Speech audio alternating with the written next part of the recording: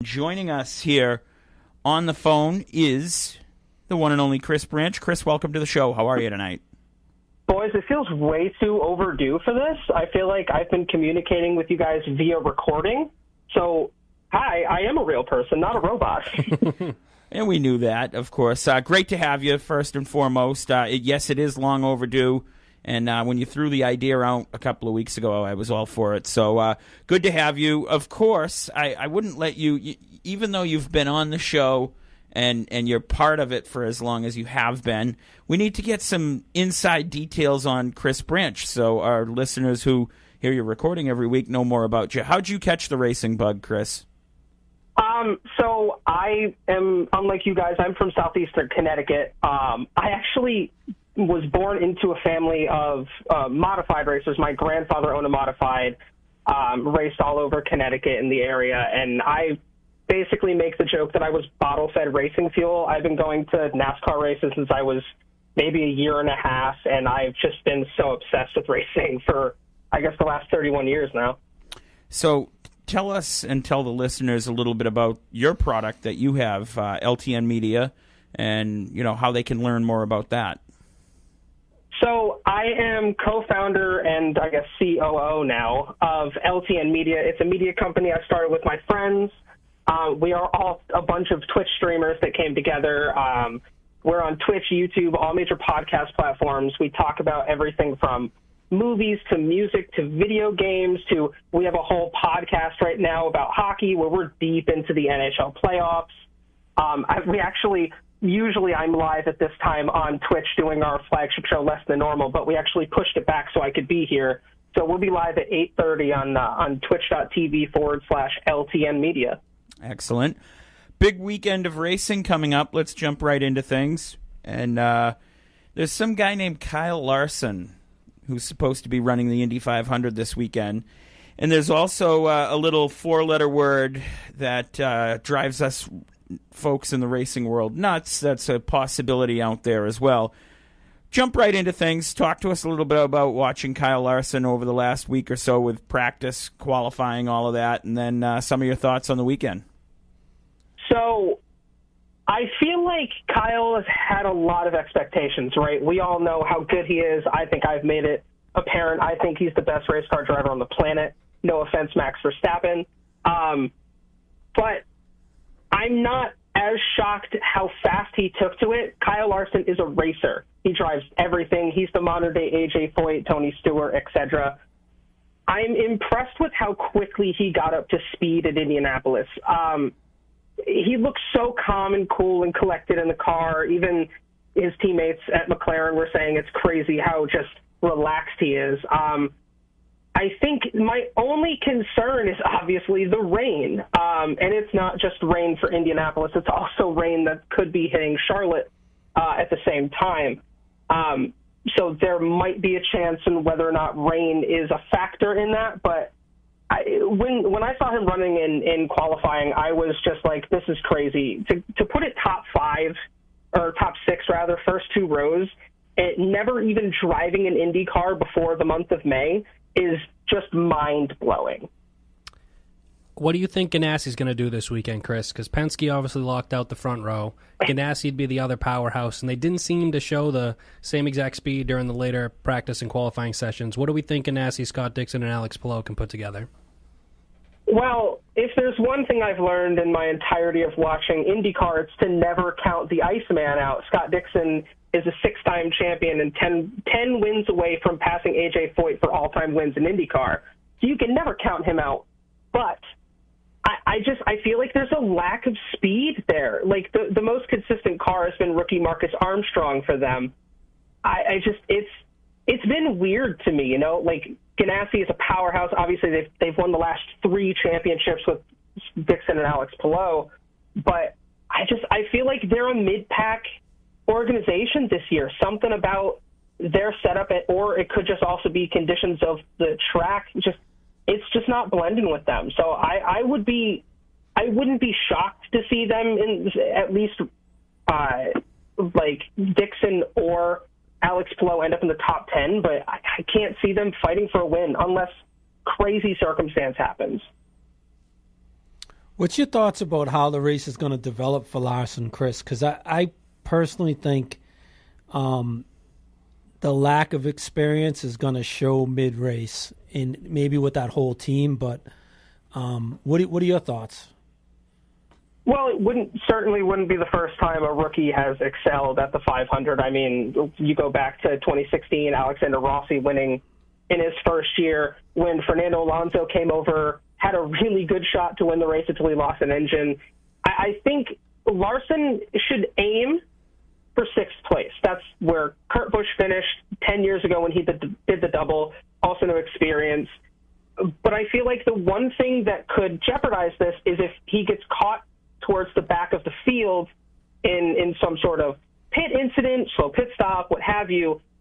McLaren hasn't really put him in the back of the line so much in practice. Obviously, we're still waiting on carb day to happen on Friday, so not sure. But I feel like a good, realistic expectation for Kyle is top 10, sixth is a good place to aim. I mean, if he's in the window to win this thing at the end, by all means, go for it. But I feel like realistic is top 10.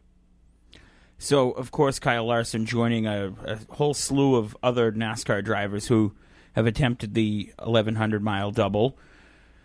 What do you think we see? And again, obviously, depends on weather on Sunday. But what do you think we see him do at Charlotte in the nightcap? It's Kyle Larson in 1.5 miles. I don't feel like I need to really elaborate too far on that. I feel like Kyle's the points leader for a reason. He's been very consistent this season. I feel like it wouldn't be crazy to see him finish top 5 or even win it. But again, it's how if he gets a chance to run the 500 this year. If not, I know that the Coke 600 is his priority, so I wouldn't count him out to win the thing.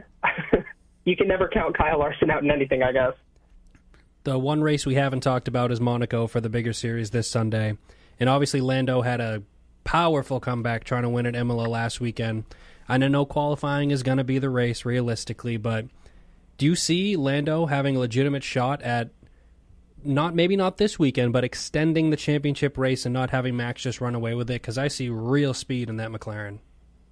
Well, I mean, look at McLaren as a whole over the past few races. I mean, it's not only Lando, it's Oscar Piastri has also been pretty impressive. I feel like last week it took towards the end for there to be the exciting part where Lando finally got a chance to catch him. But Monaco is such a difficult track, and it's a very polarizing one for F1 fans, especially more newer fans that forget, like, they don't think about the tradition. It's kind of the same of Indianapolis and Charlotte and such. This track is a very traditional on the schedule, and it's, a lack of a better term, boring. It's a very tight street circuit. There's not a lot of opportunity for passing. Basically, if you start in the lead, if you start on pole, then you're going to win, and Max has dominated the past couple of years. But I feel like if there's a car that has a legit shot, it could be Lando. What about Charles Leclerc? You think he can break the curse this year and maybe put together a podium? Well, I mean, as a Ferrari fan, I hope. But they're also a team that's taken a lot of strides from last year. And I mean, look at the excitement of finishing on the podium last weekend. I think they can build on this. And right now is a good time in the season for a lot of teams to add some upgrades, or at least within not this race but next. So I feel like it wouldn't be crazy to say, if not Carlos, Charles, one of the two, maybe finishing third. I feel like it's probably going to be a 1-2 Red Bull, though. Really? All right, I like that prediction. I think Red Bull is gonna start to pull away, actually, because I think the engineering and all the little tricks and stuff that that edge is on the Red Bull team, and I really believe that they're not giving their best yet because they haven't found exactly what they want. They're trying some different things. I think you're going to see it pull away as it goes on, because I can't see them guys not coming out with the top of the line engineering aerodynamically, soon. Well, and I mean, that's the big thing, and the storyline that it's going to continue on into next season is Adrian Newey, who has been essentially the god of design and cars over the last 15 years with Red Bull's dominance, and I don't think anyone would disagree with you that they would pull away. But the question is, how much are they going to put into this year, knowing they're going to be without next year? And I don't know what they have lined up to fill that Adrian Newey spot, but I mean, you were spot on with that, Chris. He is probably the most important person in that sport. So I mean, the engineers for sure, all those guys. They got they got some real stuff to figure out if they're going to try to be as competitive as they has been next year.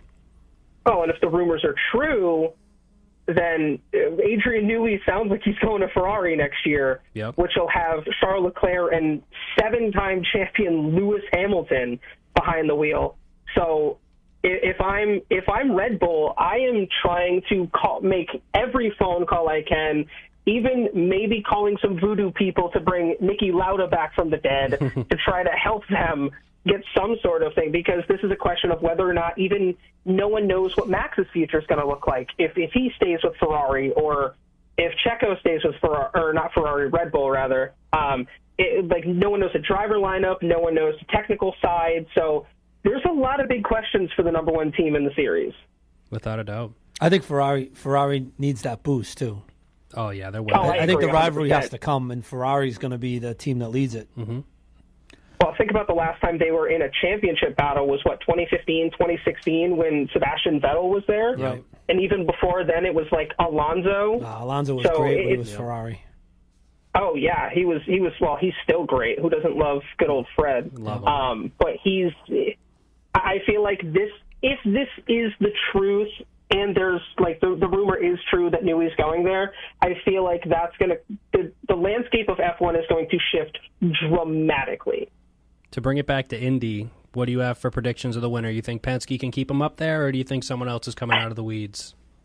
I feel like it's hard to bet against the Penske teams, because if you think about it, it becomes very hard to pass at Indy.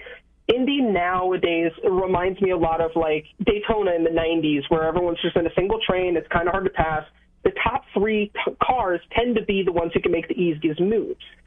That being said, if there's a chance that something happens, there's always something that can happen.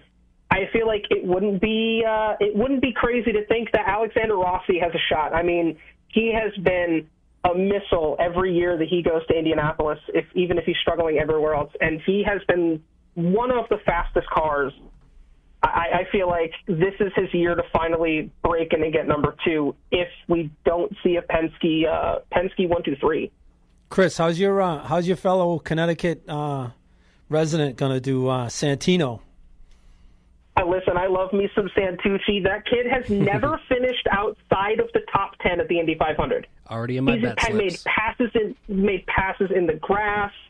I feel like a top 10 or a top 5 would be great for not only him, but AJ Foyt Racing. They've been very, very behind the mark over the past few years, and their technical alliance with Penske has like dramatically changed their speed. Even Stingray Robb, I think, could have a solid top 15 day.